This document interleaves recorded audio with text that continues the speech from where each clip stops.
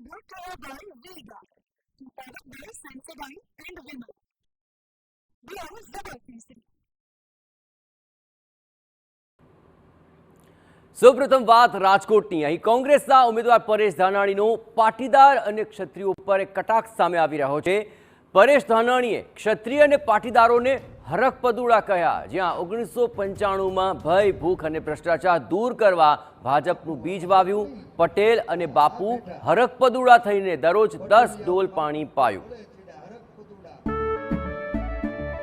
કેસરિયાથી મન જોગી થયું રે, દિલ ઝૂમે જુઓ મત મસ્ત થયું રે.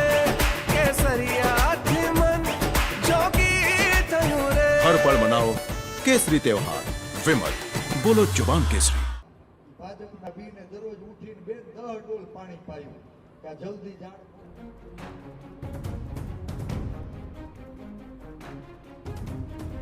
તો આ વિવાદ થયો ગયો છે નિવેદન બાદ, અને હવે આ નિવેદન બાદ આ વિવાદને તૂલ આપવામાં આવી રહી છે. જ્યાં પરેશ ધાનાણીએ ક્ષત્રિય અને પાટીદારોને લઈને આ નિવેદન આપ્યું હતું અને બંનેને 1995ની યાદ અપાવીને ભય, ભૂખ અને ભ્રષ્ટાચાર દૂર કરવા ભાજપનું બીજ વાવ્યું.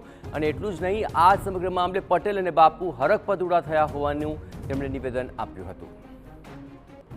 આપણે 18 વર્ષે એક થઈ ભય, ભૂખ, ભ્રષ્ટાચાર નાબૂદ કરવા ભાજપનું બી વાવ્યું. બધાએ લોહી પરસેવાના ટીપે સિંચીને એને વટવૃક્ષ બનાવ્યું.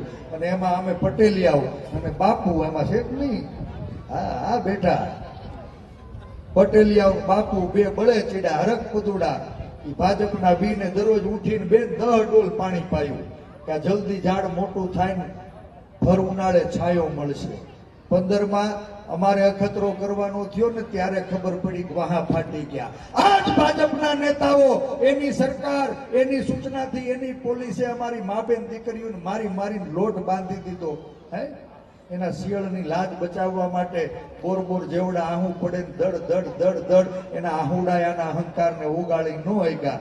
હું તેથી કહેતો હતો કે વારા ફરતી વારો ને મેં પછી ગારો. કોઈ બાકી રૂસ ખરા? બધા જ સમાજનો એક પછી એક વારો આવી ગયો.